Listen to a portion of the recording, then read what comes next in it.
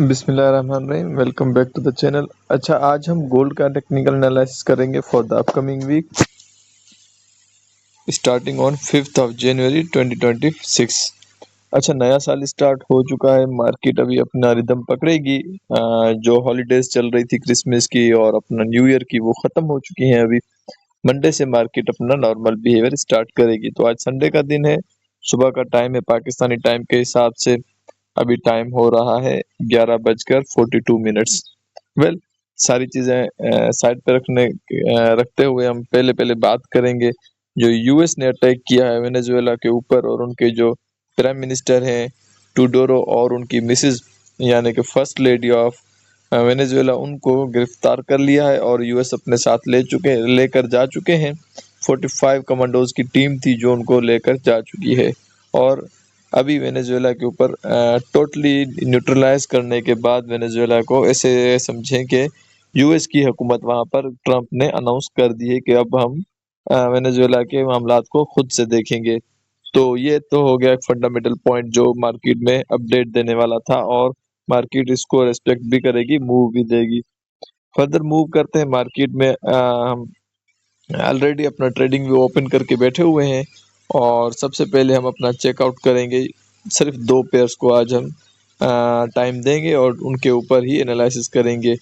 हमारा dollar index तो वैसे ही कांस्टेंट है, और उसके बाद यूएस ऑयल और अपना गोल्ड, इन दोनों को हम आज एनालाइज करेंगे। सबसे पहले यूएस डॉलर के ऊपर चलते हैं और उसके कुछ हालात देखते हैं कि क्या सिस्टम चल रहा है।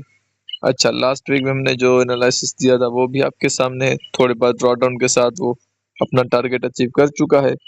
अभी नेक्स्ट वीक में क्या होने वाला है ये भी हम पता लगाएंगे। अब लास्ट जो हमारा टारगेट था या जो हमारी रेजिस्टेंस थी, वो कुछ ये एरिया बन रहा था।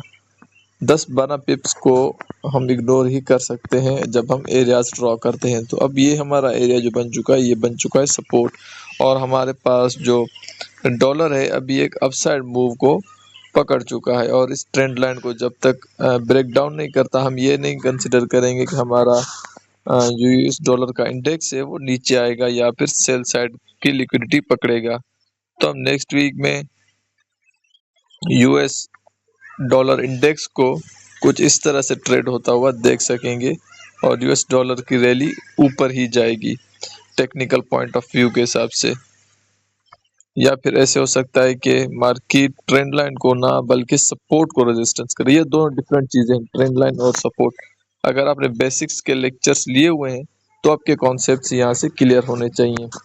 तो या तो ट्रेंड लाइन या फिर अपना सपोर्ट, इन दोनों जगहों में से एक एक भी पॉइंट को अगर मार्केट रेस्पेक्ट करती है तो मार्केट अगेन अपना बुलिश मूव ही कंटिन्यू करेगी फॉर द अपकमिंग वीक, जो कि 5 डेट से स्टार्ट हो रहा है यानी कि कल से। तो डॉलर में हम बुलिश मूव कंसिडर करेंगे। अब डॉलर के अगेंस्ट जो भी पेयर्स है, जैसे यूरो हो गया, अपना जीबीपी हो गया, जेपीवाई हो गया, वो फिर वीक होते हुए नजर आएंगे हमें अगेंस्ट द डॉलर। सबके अगेंस्ट नहीं, अगेंस्ट द डॉलर। तो यहाँ पर हम लिख लेते हैं US dollar H1 technical outlook. यहाँ पर हमारे पास H1 का टेक्निकल आउटलुक है डॉलर इंडेक्स के लिए। तो हमारे पास बुलिश मूव कंसिडर हम कर सकते हैं नेक्स्ट वीक के लिए अपना यूएस डॉलर के अंदर। और देखते हैं फिर कि दूसरे पेयर्स इस हिसाब से क्या मूव देते हैं। यूएस डॉलर को हम बुलिश ही कंसिडर करेंगे फॉर द अपकमिंग वीक। चलते हैं अपने नेक्स्ट इंस्ट्रूमेंट के ऊपर यानी कि गोल्ड के ऊपर। गोल्ड का हमारा लास्ट वीक का टारगेट भी हिट हो चुका है अल्हम्दुलिल्लाह। चलें इस वीक का एनालिसिस करते हैं। अब हमारे पास पहले तो सेल की रैली थी। लास्ट वीक मार्केट में कोई भी ऐसी हड़बड़ी नहीं थी, कोई भी ऐसा पैनिक नहीं था, कोई भी ऐसी चीज नहीं थी फंडामेंटल जिसकी वजह से गोल्ड ऊपर जाए या फिर गोल्ड अपना बुलिश मूव कंटिन्यू करे। गोल्ड को कोई बहाना नहीं मिल रहा था। अभी गोल्ड को एक अच्छा खासा पॉइंट ऑफ व्यू मिल चुका है कि मैंने भाई ऊपर जाना है। वो क्या है? वो है यूएस का वेनेजुएला के ऊपर अटैक करना, और वेनेजुएला की साइड पर रशिया और चाइना का आना, ये एक मेजर आउटब्रेक भी हो सकता है, या फिर आप इसको ऐसे कंसिडर कर सकते हैं, ये मेजर इवेंट पूरी दुनिया की इकोनॉमीज के लिए और वर्ल्ड पीस के लिए भी हो सकता है। या फिर आप इस चीज़ को ऐसे भी कंसिडर कर सकते हैं कि दुनिया में अभी अमन अमान की सूरत हाल 2025 में आपने सिर्फ ट्रेलर देखा था, पिक्चर अभी बाकी है जो कि 2026 में हम होते हुए देखेंगे वेनेजुएला वाले अटैक के बाद।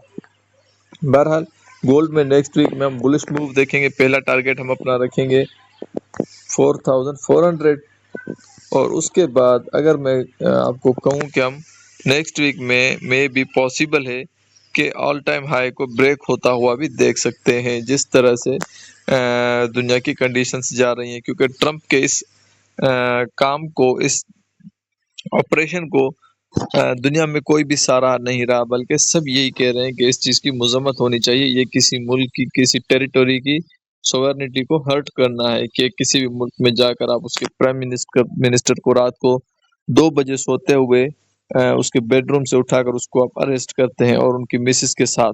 तो ये बहुत ही अजीब सा इवेंट हुआ है वीकेंड के ऊपर दुनिया में, जिसकी मजम्मत यूएस के अगेंस्ट जो भी ममालिक है सब ने की है, जैसे चाइना हो गया, रशिया हो गया, ईरान हो गया, काफ़ी सारे कंट्रीज हैं जो इस चीज़ की मजम्मत कर रहे हैं। तो जब भी ऐसे इवेंट्स होते हैं तो आपको पता है इन्वेस्टर्स और जो सेंट्रल बैंक्स होते हैं और जो बड़े बड़े इदारे होते हैं वो सेफ हेवन एसेट्स की तरफ भागते हैं। तो सेफ हेवन एसेट्स नंबर 1 पर कौन है? गोल्ड हमारा। चलें जी, गोल्ड के अंदर तो हम एक बुलिश रैली देख रहे हैं ऑलरेडी। पहले तो हमारे पास ये लेवल था, ये एरिया था, अब ये रेस्पेक्ट होता हुआ नज़र नहीं आ रहा मार्केट के अंदर। मार्केट ने इसको 2 बार टेस्ट किया है और अभी जो बुलिश मूव का एक वैलिड रीज़न आ चुका है वो हमारे पास वेनेजुएला वाली जंग है।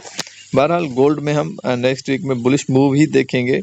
अपना H1 टेक्निकल और फंडामेंटल दोनों पॉइंट ऑफ व्यूज को मिलाकर, और H1 के टाइम फ्रेम के अंदर पहला टारगेट हम अपना रखेंगे $4440, और उसके बाद हम नेक्स्ट अपना जो टारगेट सेट कर रहे हैं वो 4560 का कर रहे हैं। ये हमारे पास next new all time high भी लग सकता है। हमारा ATH जो है वो 55 है, शायद 55 56, ये ब्रोकर के ऊपर वेरी करता है। तो न्यू ऑल टाइम हाई हमारे पास 4600 भी होता हुआ नज़र आ रहा है नेक्स्ट वीक में, जिस तरह से कंडीशंस दुनिया की जा रही हैं। तो हम नेक्स्ट वीक में भी गोल्ड को बुलिश ही कंसिडर करेंगे, ना कि बियरिश या फिर साइडवेज। और NFP का डेटा भी आ रहा है। अगर NFP का डेटा भी गोल्ड के फेवर में आता है और गोल्ड को सपोर्ट करता है तो गोल्ड में बहुत बड़ी मैसिव रैली हमें देखने को मिलेगी बाय साइड में। तो सेल साइड की लिक्विडिटी अगर हमें पकड़नी है तो हम अगर बहुत ही स्ट्रांग हमारे पास कोई वैलिड सी कैंडल आ जाती है जिस तरह से ये बनी है, तो फिर हम कंसिडर करेंगे कि भाई हाँ, हम थोड़ा बहुत स्काल्प के लिए सेल को कंसिडर कर सकते हैं। लेकिन अगेन हमारे पास मेनली हम बाइंग की तरफ ही बैठेंगे, और ये जो हमारे पास ट्रेंड लाइन बन चुकी है इस ट्रेंड लाइन को फॉलो अप करते हुए। तो गोल्ड का और US डॉलर का हमारे पास इंटरसेक्शन आ चुका है, और जंग के हालात हमारे सामने हैं, दुनिया के हालात हमारे सामने हैं, और ऐसे भी ईरान के अंदर जो प्रोटेस्ट चल रहे हैं उनको मद्देनज़र रखते हुए US ने कोई ना कोई हरकत वहाँ पर भी करनी है, जिसकी वजह से अगेन सेफ हेवन की तरफ ही दुनिया भागेगी, और सेफ हेवन हमारे पास अल्टीमेटली गोल्ड है। तो गोल्ड में हम बुलिश मूव कंसिडर कर सकते हैं नेक्स्ट वीक के अंदर। फंडामेंटल हमारे पास बहुत स्ट्रांग है गोल्ड की बाइंग के। अच्छा जी, नेक्स्ट इंस्ट्रूमेंट और अपना फाइनल इंस्ट्रूमेंट के ऊपर चलते हैं, जो कि क्रूड ऑयल या फिर हम उसको US ऑयल कहते हैं। अच्छा, US ऑयल में लास्ट वीक का हमारा एनालिसिस अभी तक एक तो था जिसका हमने ऑलमोस्ट अपना टारगेट 5-10 पिप्स से मिस किया हुआ है। 5 पिप्स भी नहीं, बल्कि 4 पिप्स से। अगर ब्रोकर के स्लिपेज ज़्यादा होता या फिर ब्रोकर के ऊपर आपका अकाउंट कनेक्टेड है तो आपका ये टारगेट अचीव हो चुका है लास्ट वीक वाला। इसको हम डिलीट करते हैं। अच्छा, नेक्स्ट वीक में हम गोल्ड के अंदर, अपना ऑयल के अंदर अच्छी खासी मैसिव बाइंग देख सकते हैं। उसका रीज़न क्या है? सबसे पहला रीज़न आपने अभी अंदाज़ा लगा ही दिया होगा, वेनेजुएला के ऊपर हमला। अब वेनेजुएला दुनिया में सबसे ज़्यादा ऑयल प्रोड्यूसिंग कंट्री है। दुनिया में सबसे ज़्यादा जो ऑयल प्रोड्यूस करता है, सबसे ज़्यादा जो रिजर्वायर्स हैं वो वेनेजुएला के पास हैं। 30 ट्रिलियन डॉलर्स बैरल्स तक यूएस अपना क्रूड ऑयल के वेनेजुएला के अंदर पड़े हुए हैं। और ये दुनिया की जो ओवरऑल ऑयल की सप्लाई है उसका 18% है। 18% प्रोड्यूसर हमारे पास कौन है? वेनेजुएला। अब शुरू में हमने क्या बात की कि ट्रंप ने अपने ओवल ऑफिस में जब प्रेस कॉन्फ्रेंस की, हमला कंप्लीट करने के बाद क्या ऐलान किया कि हम वेनेजुएला के सारे जो ऑफिशियल वर्क्स है वो हम खुद संभालेंगे और वेनेजुएला की हिफाजत करेंगे, उनके लोगों का हम जिम्मेदार होंगे। तो जाहिर सी बात है, जब वो वेनेजुएला का सारा काम संभालेंगे तो ऑयल की सप्लाई भी उनके पास आ चुकी है, यानी कि 18% ऑयल मजीद अब किसके पास आ गया? यूएसए के पास आ गया। इस बात को हमने नोट करना है। हम फंडामेंटल्स को आज ज़्यादा कवर करेंगे बजाय के टेक्निकल्स को। तो जब 18% यूएस के अंडर में आ चुका है तो इससे क्या होगा कि यूएस ऑयल के अंदर एक अनसर्टेनिटी सी बन जाएगी और यूएस ऑयल की प्राइसेस मजीद जंप कर सकती हैं। तो हम यूएस ऑयल में भी बाइंग देखेंगे। पहले हमारा टारगेट 58 था, अभी हमारा टारगेट इससे भी ऊपर होगा और हमारा टारगेट होगा $60 पर बैरल।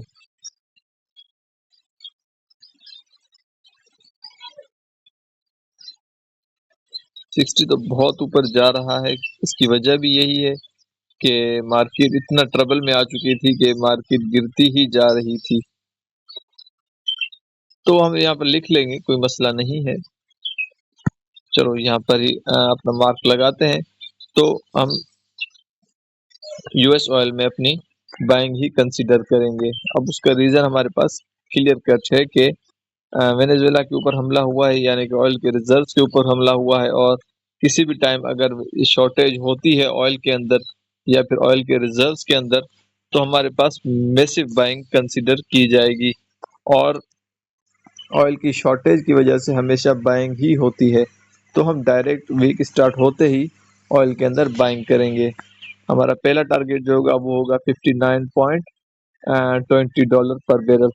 अगर हमारे पास मार्केट अभी कुछ टाइम पड़ा हुआ है, तकरीबन ये से समझें कि 14 आवर्स हमारे पास पड़े हुए मार्केट खुलने में। अगर कोई ऐसा बयान आ जाता है जिसमें पीस की तरफ जाती है दुनिया या फिर हालात सेटल हो जाते हैं तो फिर भी थोड़ा बहुत हम सेल की साइड बैठेंगे नहीं, सिर्फ वेट करेंगे कंफर्मेशन का और अगेन अपनी बाइंग को कंटिन्यू करेंगे 59, 50 और अपना $60 पर बैरल तक।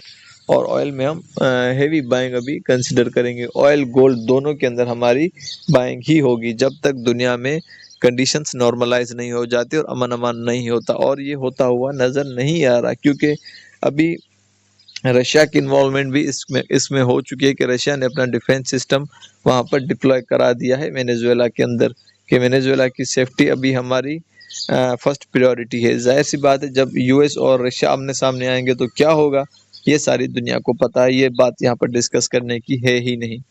और हम ऑयल और अपना गोल्ड के अंदर बाइंग कंसीडर करेंगे। एक और टॉपिक है जिसको आज हम कवर अप करेंगे, आज नहीं कवर अप करेंगे बल्कि नेक्स्ट वीडियो में कवर अप करेंगे। इस वीडियो के नीचे अगर 50+ लाइक्स आते हैं तो हम नेक्स्ट टॉपिक जो हमारा होगा वो होगा गोल्ड वर्सेस सिल्वर। इन दोनों में से इन्वेस्टमेंट ऑप्शन के लिए कौन सी चीज बेस्ट है for the long term, for the short term, for the scalping, for all the purposes. तो हम नेक्स्ट टॉपिक हमारा सेट कर देते हैं कि गोल्ड या सिल्वर, इन दोनों में से 2026 में किसके ऊपर हमें किसको कंसीडर करना चाहिए फॉर द इन्वेस्टमेंट। अब देखते हैं, अगर कमेंट्स पूरे हो जाते हैं और लाइक्स 50 से ऊपर हमारी वीडियो के ऊपर लाइक्स आते हैं तो हम नेक्स्ट टॉपिक जो हमारा होगा वो होगा गोल्ड या सिल्वर। इन दोनों में से किसके ऊपर हमने इन्वेस्टमेंट करनी है फॉर द सेव पर्पस। तो वीडियो को यहीं एंड करते हैं, मिलते हैं एक नए टॉपिक के साथ, एक नए सेशन के साथ। चैनल को सब्सक्राइब करना ना भूलें, बेल आइकन बजा दें ताकि हर आने वाली इंफॉर्मेटिव वीडियो का नोटिफिकेशन आप तक टाइमली पहुंचता रहे और आप मार्केट से प्रॉफिट्स जनरेट कर सकें। हमारे साथ जुड़ने के लिए, हमारे साथ सोशल लिंक्स पे कांटेक्ट करने के लिए सारे लिंक्स आपको डिस्क्रिप्शन में मिल जाएंगे, तो वहां से आप हमारे साथ कांटेक्ट भी कर सकते हैं। भाई को इजाजत दें, मिलते हैं नई वीडियो में।